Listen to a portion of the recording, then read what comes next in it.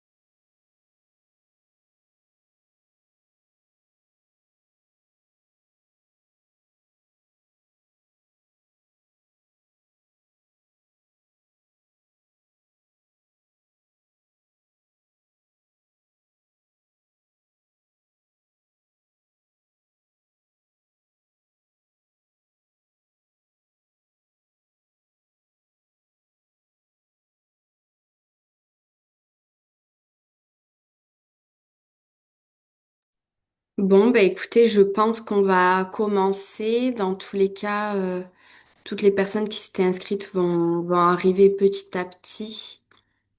Euh, hop, je vois que vous êtes en train de... Ok, super.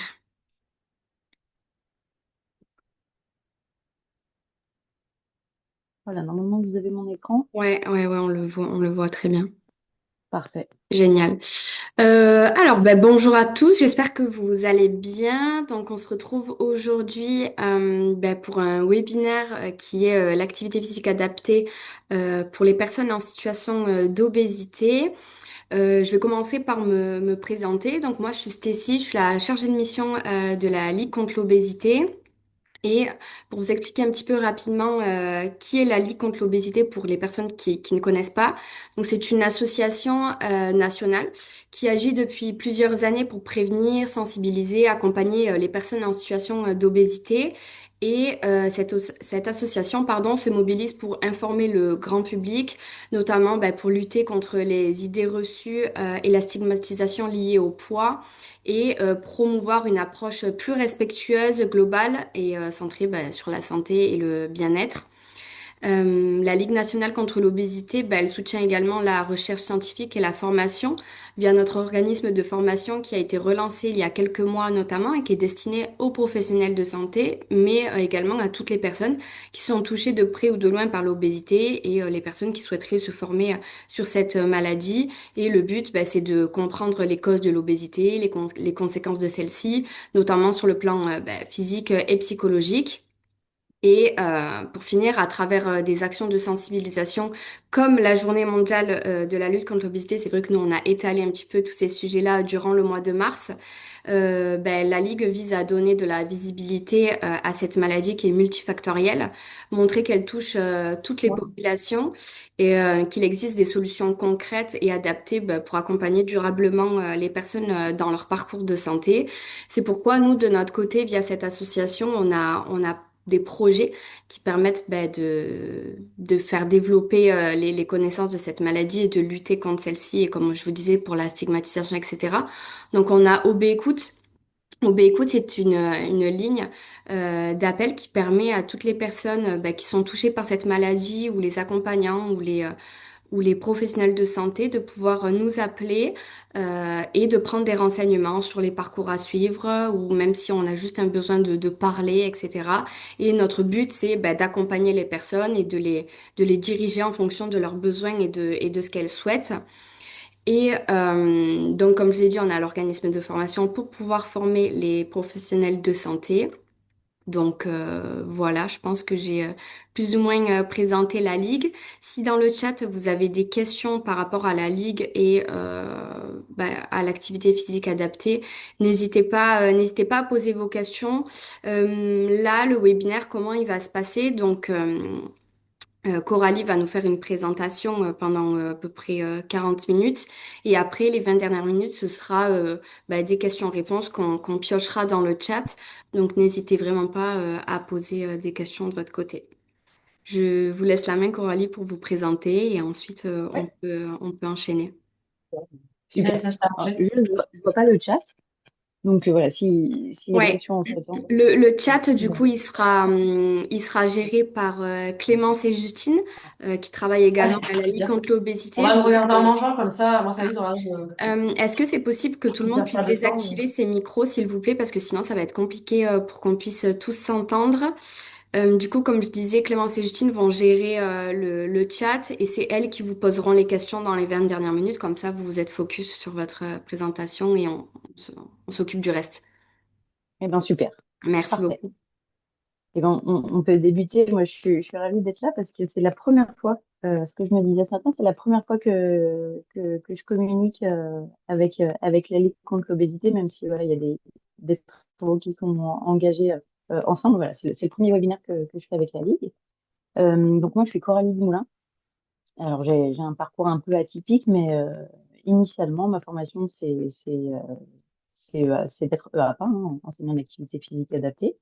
Alors, j'ai fait par la suite une thèse au sein de l'association Fort en Sport, que je vais vous présenter aussi assez rapidement, où j'ai évalué en fait un nouveau dispositif associatif de lutte contre l'obésité qui allie activité physique, diététique et aspect psychologique.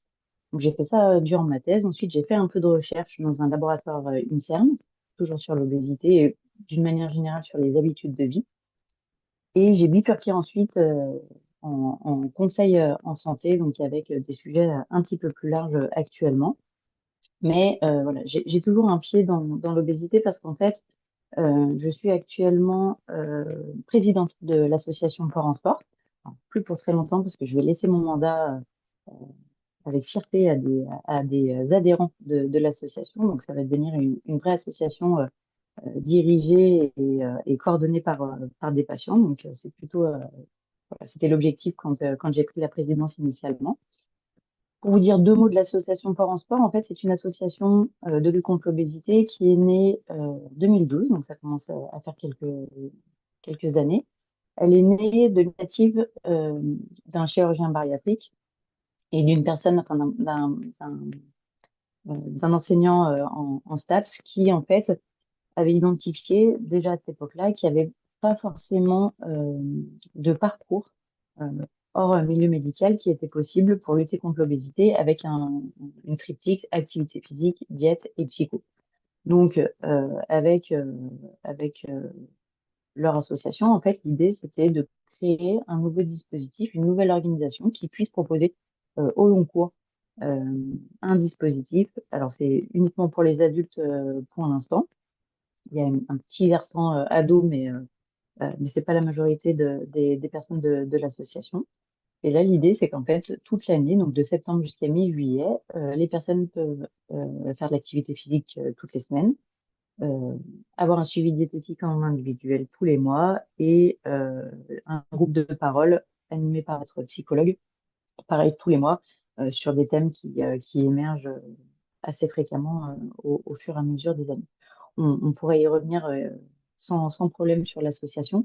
L'idée d'aujourd'hui, en fait, ça va être de discuter donc bien sûr d'activité physique et d'obésité. Alors, l'idée, c'est qu'on va essayer déjà de tous parler la même langue. Je ne sais pas s'il y a que des professionnels en activité physique, mais en tout cas, on va se mettre tous sur un même niveau d'information.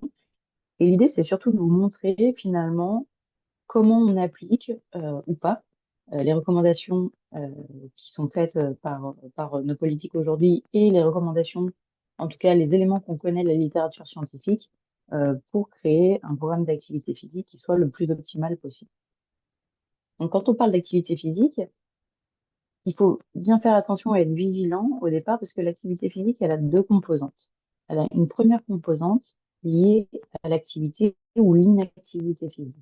L'inactivité physique étant le manque d'activité à intensité modérée, donc supérieure ou égale à 3 mètres. C'est pareil, si la notion de mètre vous parle pas, on pourra y revenir. Mais globalement, ce qu'il faut savoir, c'est que euh, le mètre, il permet de donner une intensité à une activité. Par exemple, votre corps, pour fonctionner, pour assurer ses fonctions vitales, donc respirer, faire battre le cœur, etc., il va dépenser 1 mètre, une fois le métabolisme de base. Et en fait, les activités modérées, d'intensité modérée, c'est 3 fois ce métabolisme de base. Par exemple, une marche rapide, on est plutôt aux alentours de 4 mètres. Un footing, on va être aux alentours de 8 mètres. Donc, voilà un peu la cotation sur les mètres. La deuxième composante de l'activité physique, c'est la sédentarité. Souvent, c'est assez oublié. En fait, dans les programmes, c'est très complexe à intégrer, mais la sédentarité, c'est cette fois-ci l'excès d'activité d'intensité proche de celle du repos, donc celles qui sont inférieures ou égales à 1,5 mètre. Donc, typiquement, quand on est assis, quand on est couché, quand on lit, par exemple, quand on passe du temps devant les écrans, ce sont des activités qu'on appelle, qui sont dites sédentaires. Voilà, donc c'est vraiment ces deux notions qui sont très importantes et surtout qui composent la notion d'activité physique. Et ce qu'il faut savoir, c'est que finalement, cette notion de sédentarité spécifiquement, elle est apparue finalement assez tardivement, elle a été ancrée assez tardivement, notamment dans les différents plans et programmes qu'on a vu passer, hein, programme national de nutrition santé, plan obésité, etc. Finalement, cette notion de sédentarité, elle restait encore un peu invasive, enfin, en tout cas, on la prenait pas tant en compte que ça, alors que maintenant, voilà, on sait que c'est bien établi, que les deux composantes sont bien établies. Donc finalement, de ces deux composantes, on peut déduire 4 profils d'activité physique. Et ça, c'est une première notion qui va nous permettre, en tant qu'APA, d'avoir une première connaissance de la personne qu'on va potentiellement accompagner au long cours, on y reviendra, mais qu'on va accompagner en activité physique. Donc, on va retrouver les personnes qui sont, hop, je ne sais pas si vous voyez ma flèche, mais en bas à droite, le carré, on va avoir les personnes qui sont actives et qui ne sont pas sédentaires. Ça, on va dire qu'en termes de santé, c'est le meilleur profil. Alors, globalement, enfin, je veux pas alarmer tout le monde, mais ici, il y a très peu de monde dans les personnes standards. Même si on y croit, on a un niveau de sédentarité aujourd'hui qui est très élevé dans la population française, hein. On a une personne sur deux qui a qui a un niveau de sédentarité beaucoup trop élevé. À l'inverse, on va avoir la personne qui est très sédentaire et qui est inactive ou presque. Donc ça, c'est, on va dire, le pire profil en termes de santé qui puisse exister. Et ensuite, il nous reste les deux profils un peu intermédiaires. On va avoir la personne qui est inactive, mais pas tant sédentaire, et la personne qui est par contre sédentaire et active. Et en fait, entre ces deux profils, le plus délétère pour la santé, c'est la personne qui est très sédentaire. Parce qu'effectivement, la sédentarité est finalement plus délétère que l'inactivité physique. Et ça, c'est hyper important parce que ça change la façon de voir aussi l'activité physique. Il ne suffit pas, on va voir les recommandations tout de suite après, mais il ne suffit pas d'être actif pour avoir un niveau de santé, on va dire, euh, acceptable ou qui peut être bon. Donc ça nous permet déjà d'avoir une première identification de la personne qu'on a en face de nous. Alors, c'est assez simple, hein. Je vous l'ai mis après. Voilà, si vous voulez vous amuser à voir votre profil d'activité, il y a plein de liens qui le font. Enfin, il y a plein de sites qui le font. Celui de Manger Bouger le fait très bien. Il vous pose quelques questions et il vous permet de déterminer un niveau d'activité physique et de sédentarité. Donc ça vous permet voilà, de vous situer dans les quatre cases. Bon, globalement, il y a la moitié de la population française qui est sédentaire, hein, donc à minima, on va on va être ici, en tout cas pour la plupart des personnes. Et voilà, je vous laisse voir un petit peu le profil que vous pouvez avoir objectivement euh, sur ce quadrillage.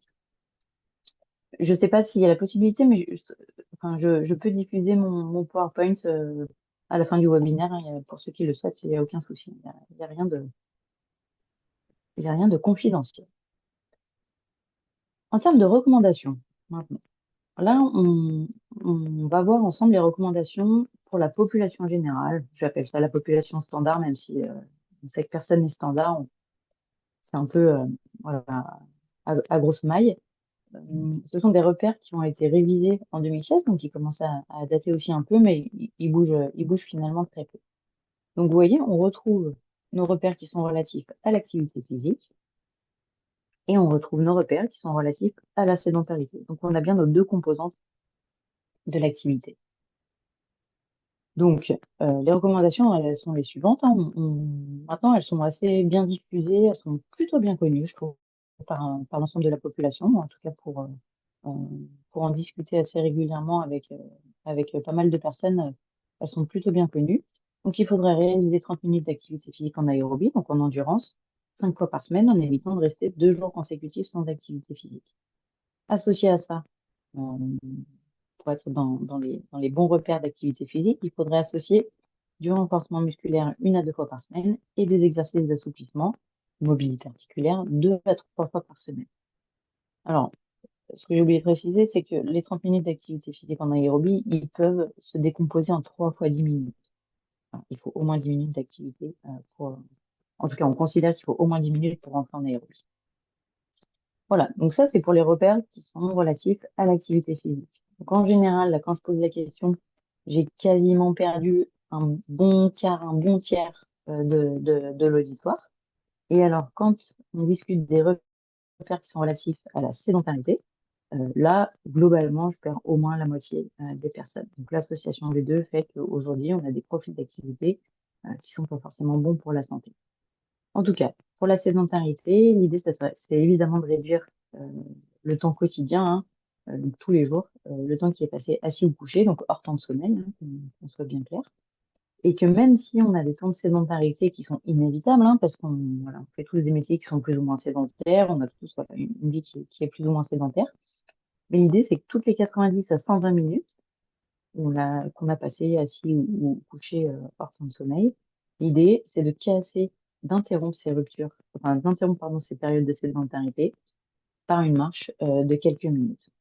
Je crois que c'est 5-10 minutes qui est recommandé. Voilà, donc ça, ce sont les recommandations pour la population générale, pour la population standard. Et ces recommandations, elles sont uniquement pour un maintien du niveau de santé. D'accord? On ne parle même pas d'amélioration ici. Donc voilà, je vous laisse réaliser à quel point ça peut être compliqué. Déjà, pour une personne qui n'a pas forcément des problèmes de poids, de réaliser ces recommandations juste pour un maintien de niveau de santé. Imaginez quand vous avez 20, 30, 40, 50, 60 kilos de trop. Euh, voilà, pour répondre à ces recommandations, c'est d'autant plus compliqué. Donc, en fait, à partir de là, moi, je me suis intéressée à ce que disait la littérature scientifique sur finalement l'activité physique quand on accompagne une personne en situation d'obésité, comment elle doit se constituer. Et en fait, j'ai été assez étonnée parce que on a trois formes d'indicateurs, on va dire. On a les indications qui font consensus aujourd'hui dans la littérature scientifique, donc qui sont établies, qu'on sait véridiques. On a, moi, ce que j'ai appelé les préconisations. Alors, les préconisations, tout le monde n'est pas encore d'accord complètement, mais voilà, ça tend à aller vers, vers le consensus. Et ensuite, j'ai pu faire quelques constats, et là, on va voir notamment au niveau de l'activité physique que finalement, c'est assez catastrophique. Donc, en termes de consensus, aujourd'hui, tout le monde est d'accord pour dire que quand on accompagne une personne en situation d'obésité, il faut un accompagnement pluridisciplinaire. Bah, enfin, je veux dire, maintenant, c'est admis par tout le monde. La littérature, elle dit à minima avec un volet diététique et un volet en activité physique. Euh, Maintenant, quand même, dans la littérature, on voit de plus en plus apparaître le volet psychologique, qu'il n'y avait pas il y a quelques années, mais on parle plus maintenant d'une triptyque que d'un duo diète et activité physique. Ensuite, euh, un peu plus précisément sur l'activité physique, on sait qu'aujourd'hui, pour accompagner une personne, il faut, en situation d'obésité, il faut une activité en aérobie, donc en endurance, et une activité en résistance, typiquement renforcement musculaire. Donc ça, c'est vraiment ce qu'on sait aujourd'hui. Ensuite, en termes de préconisation, euh, ce qui est dit dans la littérature, c'est que l'accompagnement global, pas que activité physique, hein, l'accompagnement global, il doit être d'au minimum 6 mois. Euh, Là, c'est pareil, on pourrait y revenir. 6 mois, on s'aperçoit que finalement, c'est un petit peu court. C'est pour ça que c'est pas consensuel encore aujourd'hui. On voit apparaître oui, également dans les préconisations qu'il faut un suivi post-accompagnement. Alors aujourd'hui, on sait qu'il le faut, on sait que c'est plutôt pas mal. Par contre, de quelle manière il est composé, ça aujourd'hui, on n'a pas forcément d'indication qui nous précise ce suivi post-accompagnement. Et enfin, dans les préconisations sur l'activité physique, il faut un programme défini en amont et individualisé. Bon, ça, je dirais, enfin, je l'ai mis dans les préconisations, mais c'est assez consensuel, on va dire, dans le monde de l'activité physique. Quand on accompagne quelqu'un, et peu importe la personne, il faut une programmation, évidemment, qui soit prédéfinie, au maximum individualisée. Mais ça, c'est une autre histoire quand on est sur le terrain. Enfin, sur les constats, alors là, ce sont des constats qui concernent uniquement l'activité physique. Donc la littérature, elle dit quoi? Elle dit que la durée des programmes d'activité physique, on ne sait pas si, on sait qu'il faut qu'il dure entre 4 et 12 mois, mais encore, on n'est pas convaincu, on ne sait pas trop s'il faut que ce soit 4 mois, 6 mois, 8 mois. Ça, on ne le sait pas. En tout cas, la littérature, elle a comparé des programmes qui durent entre 4 à 12 mois. Ensuite, dans les séances, dans la durée des séances, notamment, dans la littérature, on voit qu'elle varie de 25 à 60 minutes. Là non plus, on ne sait pas finalement ce qu'il y a d'optimal. Sur la fréquence, c'est pareil. Le nombre de séances par semaine. Alors, il y a des articles qui décrivent 2, 3 séances par semaine, quand il y en a d'autres qui décrivent un programme tous les jours. Là aussi, on ne sait pas ce qui est optimal. Et en termes d'intensité, là, en fait, je peux même pas vous donner d'indication. Les données, elles sont trop hétérogènes pour vous dire que l'intensité, elle doit être basée sur tel ou tel critère. Alors, on voit les critères apparaître hein, de FC max, de répétition max quand on fait de la musculation. Mais en fait, je ne peux même pas vous donner d'indicateur sur l'intensité. Et en fait, vous voyez que sur les 3 éléments structurants de la programmation d'activité physique, qui sont la durée des séances, la fréquence et l'intensité, et ben en fait, on ne sait finalement absolument rien. Alors, on se doute hein, quand même de certains éléments quand on est sur le terrain, parce qu'il y a ce que dit la littérature et aussi l'expérience de terrain qui va faire que les APA vont pouvoir programmer de manière optimale. Mais aujourd'hui, c'est pas par exemple comme le cancer du sein où on sait qu'après tel protocole de chimiothérapie, il faut telle activité, telle dose d'activité physique, tant de séances par semaine, à telle fréquence et telle intensité. Aujourd'hui, sur l'activité physique, on ne le sait pas. Pourquoi on ne le sait pas? C'est assez simple en fait. On sait que l'obésité, c'est une maladie chronique qui est tellement multifactorielle et tellement individuelle qu'en fait, ce qui va fonctionner pour une personne ne va pas fonctionner avec le même euh, avec, on va dire, les mêmes indications physiques, physiologiques, et ben, le programme va pas forcément fonctionner de la même manière sur telle ou telle personne. Donc, c'est ce qui fait que c'est complexe quand on parle de programmation de l'activité physique avec des personnes en situation d'obésité, mais c'est ce qui fait aussi l'intérêt du métier d'enseignant en APA auprès de ces personnes. Donc, finalement, si on reprend la littérature, en tout cas, c'est ce qu'on a fait à l'association. On a pris la littérature, on a essayé de mixer, en tout cas de proposer une programmation qui soit ce qu'on a jugé nous la plus optimale possible. Et donc à l'association, on propose un programme, en tout cas on conseille aux personnes de venir 2 à 3 fois par semaine, avec 2 séances en salle et une séance en piscine, selon les possibilités. Nous, on a des durées de séance qui varient de 45 minutes à 1 heure, 2 à 3 fois par semaine. Donc, on conseille voilà, 2 à 3 fois par semaine. Sur l'année, on programme de cette manière-là, avec plutôt le développement cardio-respiratoire, donc plutôt sur des activités d'endurance en première instance.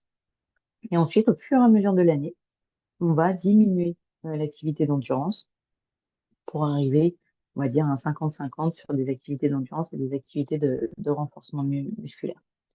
Ça, c'est à peu près la programmation générale qu'on a tout au long de l'année. Et à l'échelle de la séance, on a toujours une première partie d'échauffement qui permet de monter progressivement le rythme cardiaque avec des activités en termes d'intensité aussi qui vont progressivement.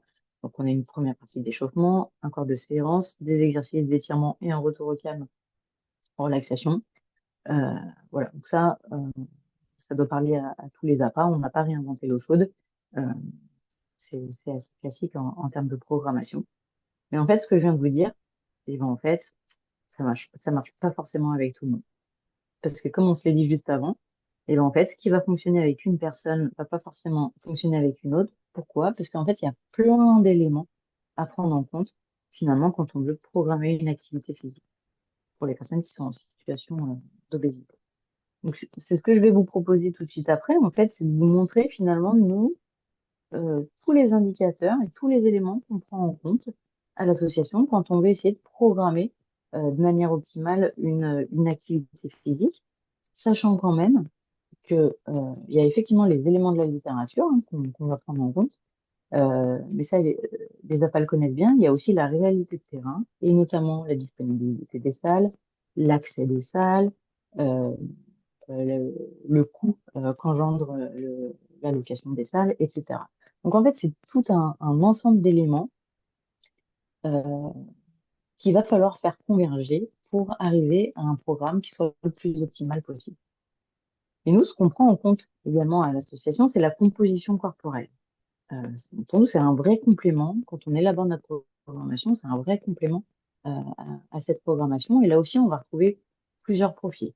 Alors, sur les personnes qui sont en situation de surpoids ou d'obésité, globalement, on va pas retrouver, ça m'empêche, on va pas retrouver ce profil-là de personnes qui a une masse musculaire plutôt bonne et une masse grasse plutôt bonne. On va pas avoir ce type de profil euh, chez les personnes qui sont en situation de surpoids ou d'obésité. Euh, Nous, la majorité des personnes qu'on a, on va les retrouver principalement dans ces deux cases. Donc, avec des personnes qui ont, pardon, dans ces deux cases. Donc, des personnes qui vont avoir un pourcentage de masse grasse qui va être assez élevé et un pourcentage de masse musculaire qui va être faible. Donc là, on part vraiment d'un profil euh, globalement qui va être très déconditionné, qui va pas avoir fait d'activité physique depuis très longtemps. Et on va également avoir des personnes qui vont avoir une masse musculaire qui est tout à fait acceptable, mais par contre associée à un pourcentage de masse grasse aussi qui va être élevé. Donc ces personnes-là, vous imaginez bien qu'on va pas leur proposer, en tout cas quand on veut faire une programmation optimale, on va pas leur proposer la même chose. Parce que celle-ci, l'objectif, ça va être dans l'activité physique de maintenir cette masse musculaire et de faire baisser le pourcentage de masse grasse. Alors que là, l'idée, c'est qu'on va avoir un double travail de reprise de masse musculaire et de diminution de masse grasse. Donc, vous voyez, là, typiquement, c'est pas tout à fait les mêmes exercices qu'on va pouvoir proposer à ces deux types de profils.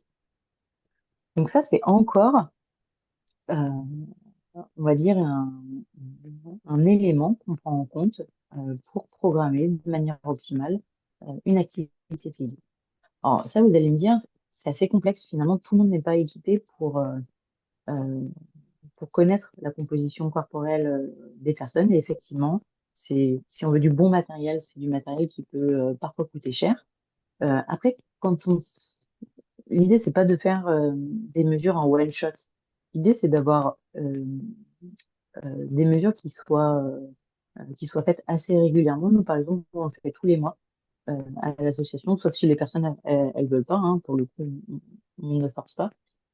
Mais en ayant en fait des données tous les mois, on voit quand même des tendances de courbes. Donc, même si on n'est pas très précis sur les pourcentages, on voit des tendances et ça nous permet de voir déjà si on est sur le bon chemin en termes de programmation et si c'est pas le cas, de réajuster et puis finalement aussi de voir comment la personne elle réagit euh, au programme qui a été mis en place. Donc, effectivement, c'est du matériel qui peut être coûteux quand on veut beaucoup de précision, mais on peut acquérir du matériel qui fait amplement l'affaire pour avoir un minima une idée de la répartition, en tout cas sur ces deux volets, masse grasse et masse musculaire. Voilà, donc ce que je vous disais, c'est que la composition corporelle, c'est un élément, à mon sens, qui est à prendre en compte dans la programmation. Et ensuite, les éléments qu'on prend également en compte dans une programmation et qui sont très importants, c'est ce que j'ai appelé les facteurs psychosociaux. Alors, les facteurs psychosociaux, euh, ils sont d'autant plus importants qu'en fait, il va y avoir des facteurs qui vont engager initialement la personne dans une pratique d'activité physique. Et il y a des éléments qui, au fur et à mesure, une fois que la personne elle est rentrée dans un programme d'activité physique, il y a des choses qui vont faire qu'elles vont s'engager durablement. Et ça, c'est souvent mis de côté ou inconnu, en fait, des APA et puis des équipes hein, d'une manière générale. Et on fait parfois des petites erreurs qui font qu'en fait, eh ben, finalement, si on avait eu conscience et connu ces éléments-là, eh ben, on aurait peut-être évité des abandons ou des ruptures dans l'activité. Donc, initialement, ce qui engage une personne dans un programme d'activité physique, c'est qu'elle ait des informations précises sur les lieux de pratique. Ça, c'est très rassurant pour les personnes. Typiquement, moi, j'ai beaucoup de personnes qui me demandent, mais finalement, les cours, les séances d'activité physique, comment elles se passent? Est-ce qu'il y a d'autres personnes avec nous? Et le fait de savoir que le cours, il est dédié pour eux, il est dans une salle où personne ne les regarde, où tout est équipé pour eux, et ben ça, en fait, déjà, ça permet de rassurer les personnes et elles vont venir plus facilement euh, faire ces séances. Ce qui est important aussi, c'est la croyance que les gens ont dans l'activité physique vis-à-vis de la santé. Si les personnes elles sont convaincues que l'activité physique, ça n'a pas du tout d'impact sur la santé, typiquement, vous allez avoir du mal à les engager. Ça aussi, c'est des éléments qui sont, à mon sens, à questionner initialement. Le statut socio-économique également, il est très important. Nous, à l'association, on n'a pas la possibilité de rendre gratuit le programme, mais je pense qu'il ne faut pas qu'il soit gratuit. Il a un certain coût. On sait que c'est un coût important pour les personnes, donc on met en place des facilités de paiement. Mais le statut socio-économique est important à prendre en compte. Et enfin, sur ce qui va engager initialement une personne, on va retrouver les représentations sociales liées aux activités physiques. Je vais vous donner un exemple très concret. J'ai beaucoup travaillé à la ville de Vénissieux, dans les quartiers prioritaires, avec, alors c'était des enfants qui étaient en situation de surpoids ou d'obésité. Et ben, à l'époque, on a vu des réticences des parents, notamment des mamans, à ce que les petites filles pratiquent des activités de combat, typiquement de la boxe, en tout cas d'opposition. On va dire combat, mais plutôt d'opposition. Et il a fallu un vrai travail sur les représentations sociales qui sont liées aux activités physiques pour engager finalement toute la famille. Là, c'était euh, dans, dans le fait que les enfants puissent réaliser cette activité physique. Donc là aussi, selon le public avec lequel vous travaillez, il y a toute cette idée de représentation sociale qui va être importante à prendre en compte. Donc là, imaginons que tout s'est bien passé. Vous avez vos personnes qui sont engagées initialement. Au fur et à mesure de votre programme, il va y avoir plein de choses aussi qui vont rentrer en compte pour qu'on passe sur un engagement qui soit cette fois-ci durable. Parce que l'idée, c'est vraiment, en tout cas quand on parle d'obésité, c'est vraiment d'avoir une action durable sur les habitudes de vie, sur les changements de comportement. Donc là, ce qui va être important, c'est le temps disponible pour la pratique. Si la personne, elle s'aperçoit que finalement, le programme, les séances, elles sont l'heure des séances ou le temps de séance, il n'est pas adapté, eh ben, elle va peut-être décrocher. Ce qui va être important aussi, c'est le sentiment de compétence, d'auto-efficacité. C'est finalement, dans ma séance, est-ce que je suis mis dans des situations qui font que je me sens compétente, je me sens efficace dans ce que je fais. Ça va être important. Ensuite, on va retrouver aussi l'expérience positive dans la pratique. Si je viens pratiquer, et ça c'est valable pour tout le monde, pour le coup c'est transverse à toutes les personnes, Si on va pratiquer une activité physique et qu'à chaque fois on est en échec, ou que finalement ça se passe pas bien, ou que je ne crée pas d'expérience positive, et ben là, on risque des décrochages. La notion de plaisir, elle est très importante dans la pratique. Euh, et enfin, le dernier élément là, sur cette partie-là, c'est l'équilibre entre le bien-être mental et physique. Et ça aussi, c'est assez valable pour la population générale, c'est-à-dire que voilà, quand on est préoccupé, quand on a une charge mentale qui est plus importante, on va être finalement moins disponible pour pratiquer une activité physique et vice-versa sur la partie physique. Donc l'équilibre entre les deux, il est à faire, il faut y faire attention en tout cas quand on est en pratique. Et enfin, si vous voulez que vos personnes elles soient vraiment engagées durablement, l'importance des interactions sociales, il est primordial. Là, ça revient aussi à ce qu'on disait sur les expériences positives. C'est typiquement lié. En tant qu'APA, euh, il va falloir faire attention également à la gestion de la fatigue et finalement la capacité de récupération. Parce qu'en fait, si vous êtes un bon APA, si vous êtes un bon professionnel de l'activité physique, vous allez devoir programmer vos activités sur la capacité de récupération de vos personnes. Je m'explique. Vous avez déjà tous probablement entendu un coach, un intervenant, peu importe, dire tu as eu des courbatures, c'est bien, ça veut dire qu'on a bien travaillé. Et même nous, finalement, c'est des choses qu'on a potentiellement intériorisées aussi. D'avoir des courbatures, c'est pas interdit. Par contre, vos courbatures, si elles passent pas au bout d'une nuit de sommeil, ça veut dire que vous êtes allé trop loin dans l'intensité de votre séance. Et en fait, c'est pareil pour les personnes qui sont en situation d'obésité, là, pour le coup. Et si vous accumulez comme ça cette fatigue indue, eh ben, on sait que ça peut mener à une rupture d'activité, soit par blessure, soit par désengagement, parce que présente une fatigue trop importante. Et enfin, ce qui est important, et ça c'est très typique des personnes qui sont en situation de surpoids d'obésité, ce qui est important, c'est la visibilité dans la progression. C'est pour ça que je vous disais, nous, on prend des mesures assez régulièrement. Les gens sont assez friands de connaître un petit peu l'évolution qu'ils ont eue physiquement, morphologiquement. Et ils sont aussi assez friands de voir finalement dans les séances, sur des exercices pardon, qui sont répéter, pas forcément de séance en séance, mais de mois en mois, de voir finalement qu'ils sont capables de faire de plus en plus et de plus en plus difficile. Voilà pour ces éléments psychosociaux qui sont très souvent mis de côté et qui en fait sont hyper importants à prendre en compte quand on programme et quand on réalise un programme d'activité physique. Donc, vous avez vu, il y a des éléments qui sont plutôt d'ordre physique, physiologique, il y a des éléments qui sont plutôt d'ordre psychosociaux. Donc, c'est vraiment, on va dire, l'assemblage de tout ça qui fait que vous pourrez programmer de manière optimale. Bon, finalement, c'est bien de programmer, hein, c'est de programmer correctement, mais finalement, qu'est-ce qu'elle dit, la littérature, sur les bénéfices euh, si les personnes en situation de surpoids et d'obésité, elles font une activité physique qui est plutôt bien faite? Alors, la littérature, elle est très claire. Si c'est bien programmé, on ne fera jamais de mal à qui que ce soit. On retrouve des bénéfices physiques, physiologiques, donc avec une amélioration de la composition corporelle, de la condition physique, hein, du VO2 max. Euh, on pourra reparler quand nous, on a une population à l'association qui est très déconditionnée, et ça, voilà, sur la condition physique, on le voit assez rapidement, c'est assez fulgurant, hein, la reprise d'une bonne condition physique, c'est assez fulgurant. On retrouve aussi des bénéfices psychosociaux, donc une amélioration de la qualité de vie. Typiquement, nous, on a beaucoup de mamies notamment qui nous disent, ben, voilà, je peux de nouveau jouer avec mes petits-enfants, je peux de nouveau euh, faire des activités avec eux que je pouvais plus faire. Donc ça, c'est plutôt intéressant en termes de qualité de vie.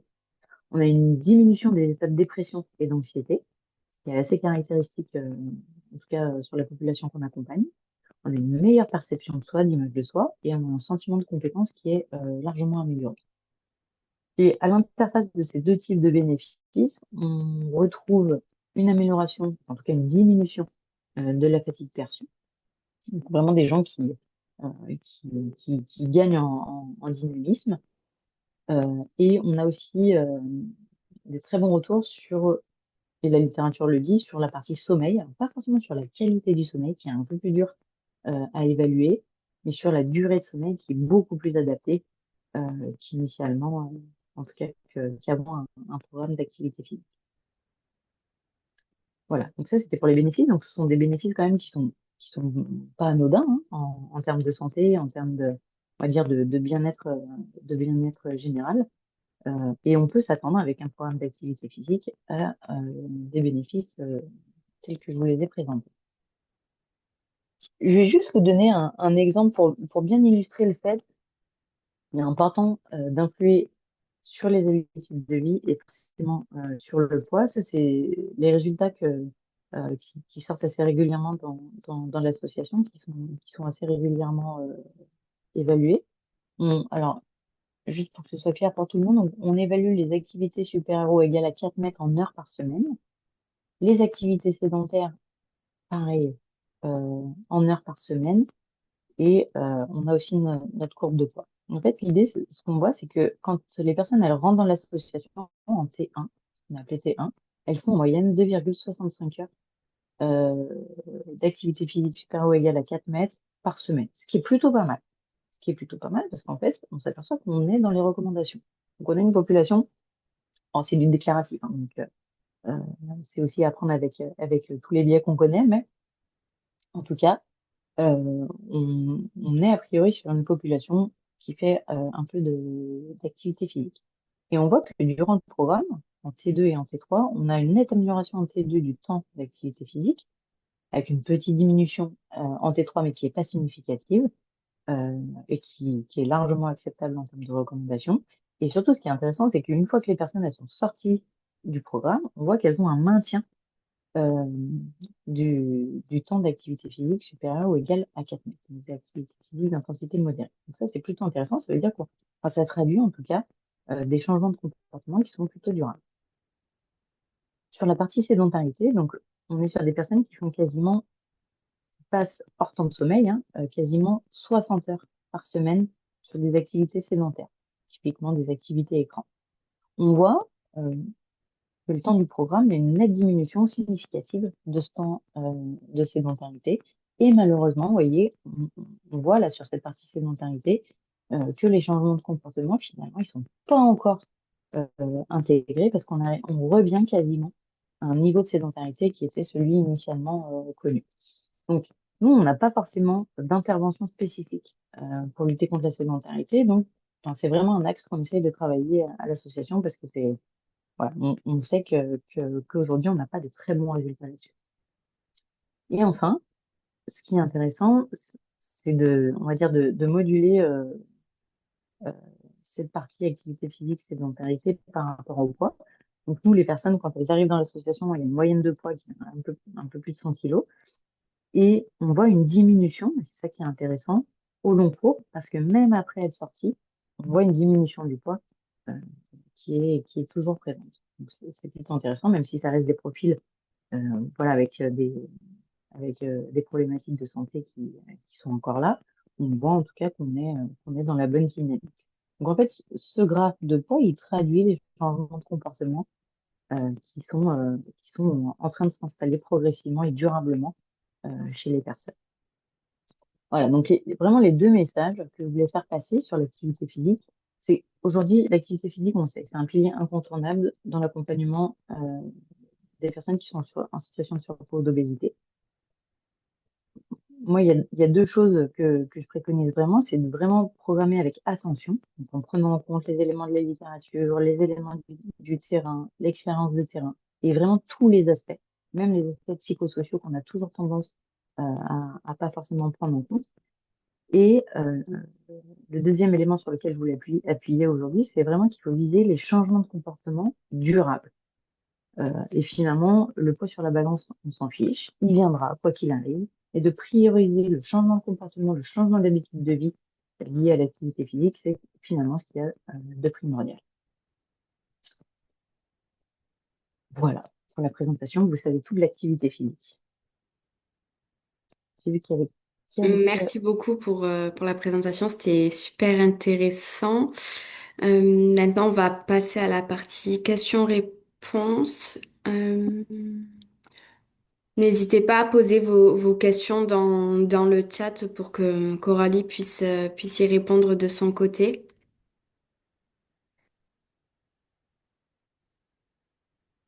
Ben, on a demandé le diaporama, donc c'est OK, il sera envoyé Oui, à je l'écran. diffuserai. Ouais, il n'y a Super. pas de souci. Moi, je me permets, j'avais une question. Du coup, il est nécessaire que les personnes qui rentrent dans un programme d'activité physique adaptée puissent avoir également un accompagnement psychologique parce que je me dis que potentiellement, les personnes qui suivent un programme d'activité physique et qui voient des résultats, etc., et que ça fonctionne, c'est top.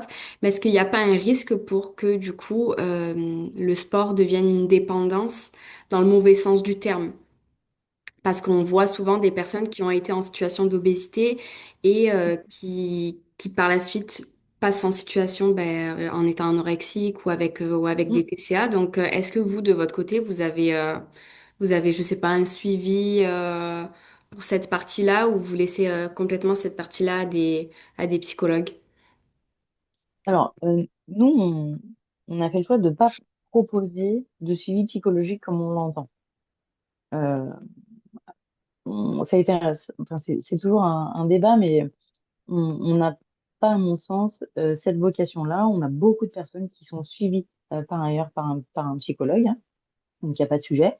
Et les personnes qui le souhaitent, on les oriente vers des Mm. psychologues qui sont spécialisés. Alors nous, on n'a jamais connu de personnes qui a basculé Ok, dans l'activité physique à outrance. Par contre, beaucoup ont des TCA, ce qui est assez commun. Donc là, il y a la partie diététique aussi qui le traite en partie. Et dans ce cadre-là, on oriente vers des psychologues. Et nous, on a fait le choix vraiment d'axer la partie psychologique, on va dire, euh, sous forme d'ateliers, de groupes de groupes de parole, pour en fait traiter de thématiques qui vont permettre d'optimiser le programme. C'est-à-dire, par exemple, on traite la notion de gestion des émotions dans ces d'accord. groupes-là. On sait que c'est primordial dans l'alimentation. La diététicienne, il travaille aussi en individuel de ce côté-là. Mais on a plus fait le choix de travailler sur des thématiques spécifiques qui semblent problématiques dans l'objectif de changement de comportement durable, plutôt que de suivi psychologique à proprement parler comme on l'entend. Mais ça ne nous empêche pas d'avoir un regard et une vigilance sur ce qui peut se passer et d'orienter si besoin. Ok, très bien, merci. Je laisse Justine enchaîner sur la question qui a été posée dans le chat. Oui, bonjour. Du coup, on demande vers quelle activité ou type d'activité orienter selon les quatre profils de composition corporelle.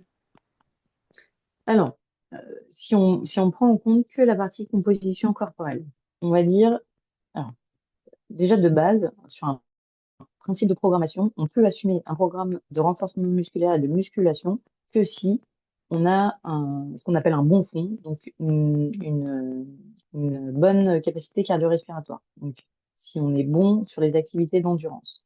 Donc, quoi qu'il arrive, n'importe quel profil, il va vous falloir une base d'endurance que vous travaillez vraiment, enfin, pas quotidiennement, mais c'est un peu le fil rouge de la programmation. Et ensuite, en fonction des profils, donc typiquement avec des personnes qui ont des pourcentages de masse musculaire qui sont faibles, effectivement, il va falloir associer des programmations de renforcement musculaire, alors adaptées, hein, bien sûr. Pour les personnes qui ont déjà une base de masse musculaire, là, l'idée, ça va être vraiment d'avoir une programmation. Ça ne veut pas dire qu'il ne faut pas faire de renforcement musculaire. Ça veut simplement dire que cette partie-là, elle va être d'autant plus adaptée pour un maintien de cette masse musculaire. Donc, c'est vraiment les deux, on va dire, le curseur qu'il faut faire naviguer entre renforcement musculaire et activité d'endurance.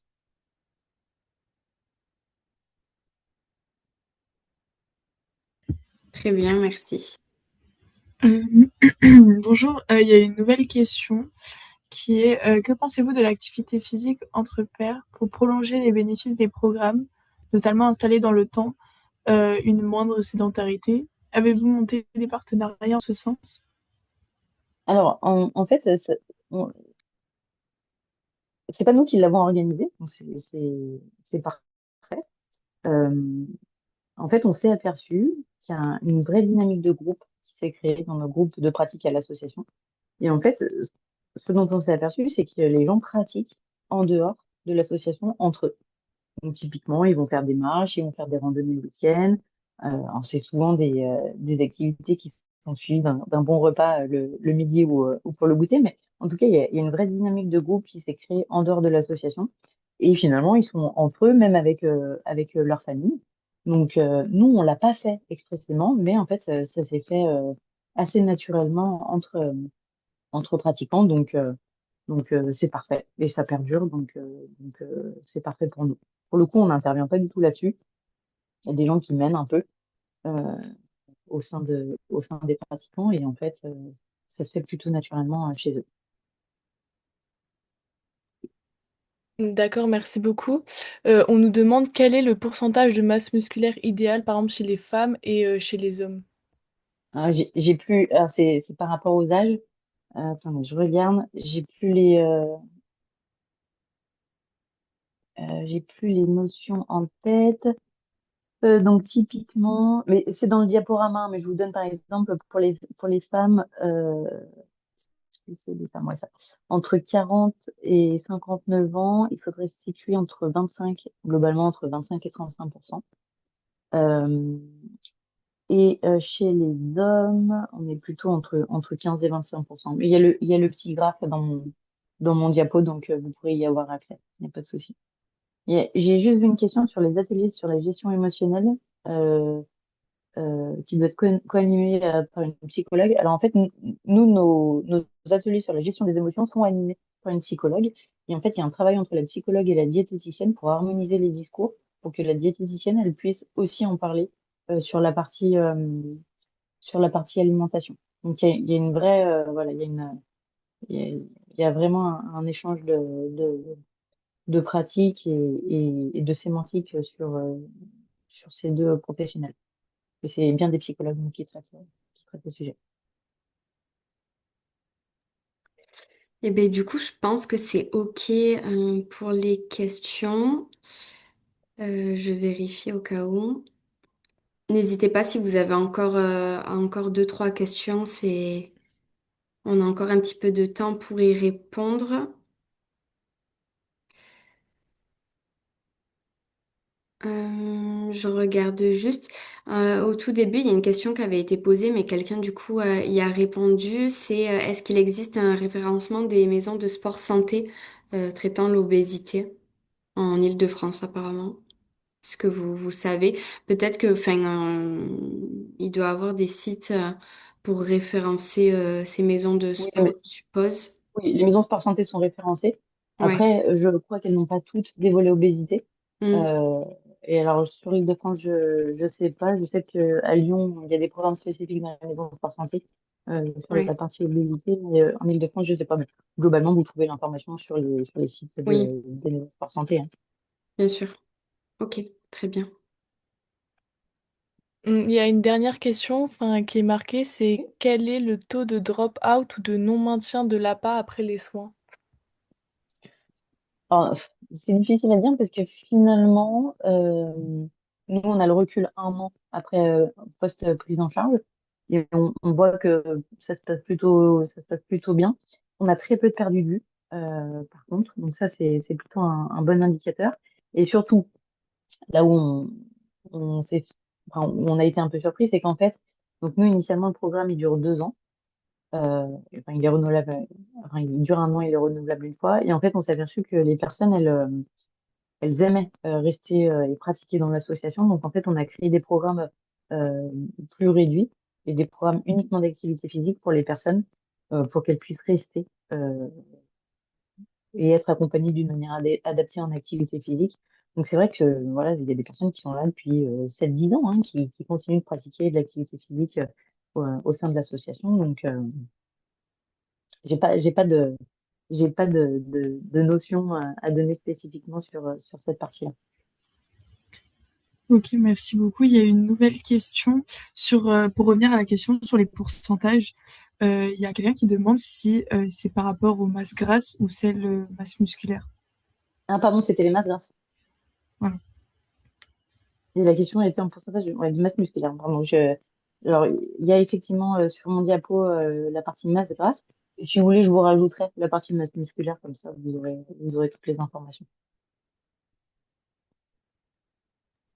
Écoutez, ben, je pense que c'est OK pour ce webinaire. On n'a plus d'autres questions. Est-ce que vous avez quelque chose à rajouter de votre côté, Coralie? Non, c'est tout bon. Sur le diapo, je mettrai également mon adresse mail, comme ça, s'il y a des questions complémentaires, il n'y a pas de souci, les personnes peuvent me contacter sans aucun problème. Très bien. Nous, de notre côté, on a enregistré le webinaire pour pouvoir le diffuser sur YouTube et sur notre LinkedIn pour que toutes les personnes qui souhaitent le revoir ou qui n'ont pas pu, enfin, les personnes qui n'ont pas pu assister au webinaire puissent le voir. Et je vois qu'on a du coup une autre question juste avant la fin. Est-ce que la marche et le yoga, ça Yes, suffirait? ça suffirait. Pour certaines personnes, oui, pour d'autres, non. Ça dépend, tout dépend des profils.